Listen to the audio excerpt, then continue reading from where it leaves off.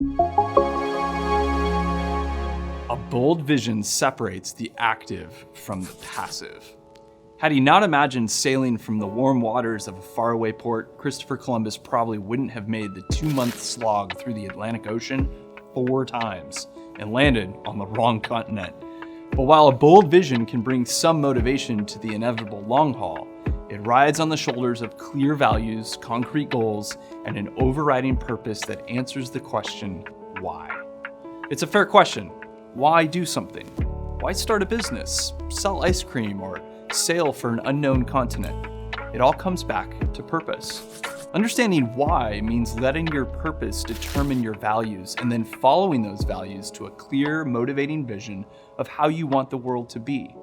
If you've done the hard work of getting that far, you're close to unlocking an authentic brand identity that will resonate with your team, your clients, and all of those around you.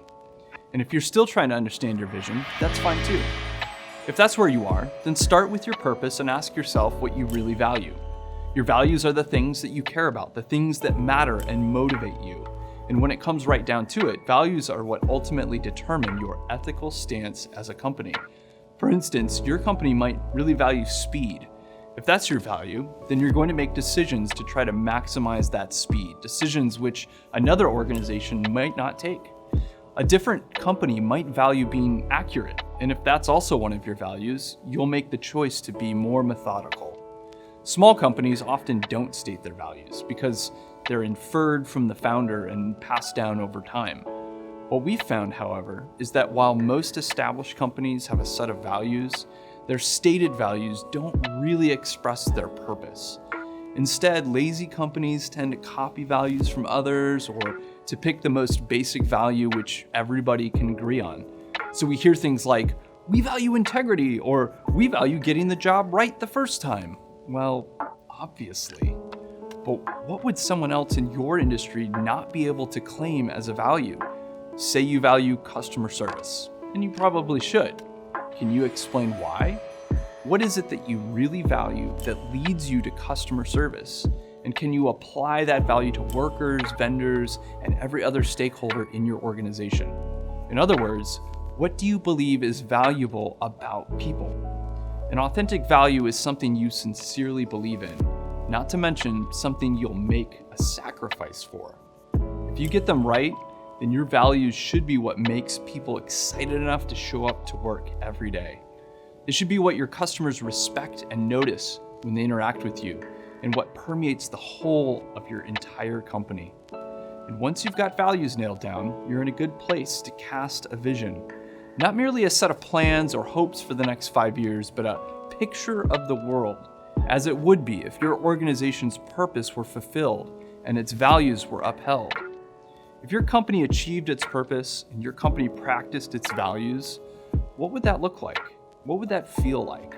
And what difference would that actually make in the world?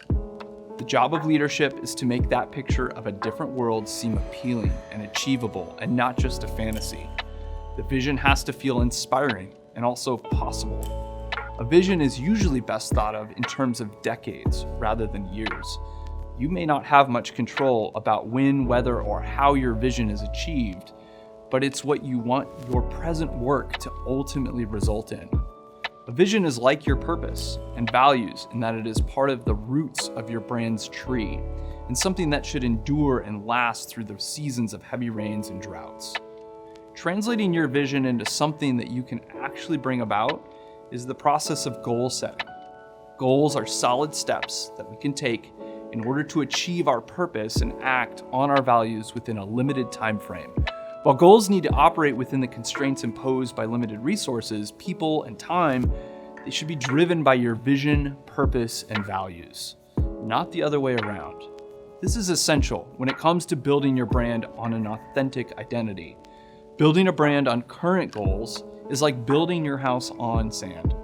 Companies that get stuck with temporary goals and no vision usually don't last very long.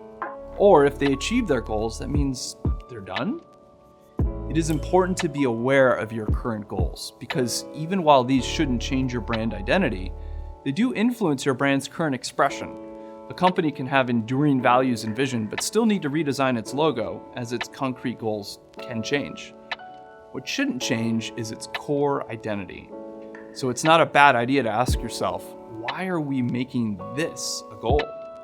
Can you articulate how your goal is in service to your purpose? Or are your goals coming from short-term distractions? Maybe it's time to take a deep breath and reflect on your values and your vision. Some companies say their values out loud at every strategy session or ask for a feedback on how well they're advancing toward them. And when you look back at what goals you accomplished over the year, you can evaluate those 12 months in terms of how well they promoted your values. Lastly, if you have a pretty good grasp on your organization's purpose, values, and vision, you might need some help with expressing your brand in a creative and compelling way. At Resound, we call this fine-tuning, and it gets us excited. If you need some help finding out what makes you remarkable, or if you're looking to touch up your remarkable brand with a new expression, give us a call or check out our online resources on branding. We love helping B2B companies, organizations like yours, fine-tune their remarkable frequency and share it with the world. And don't forget, you are remarkable.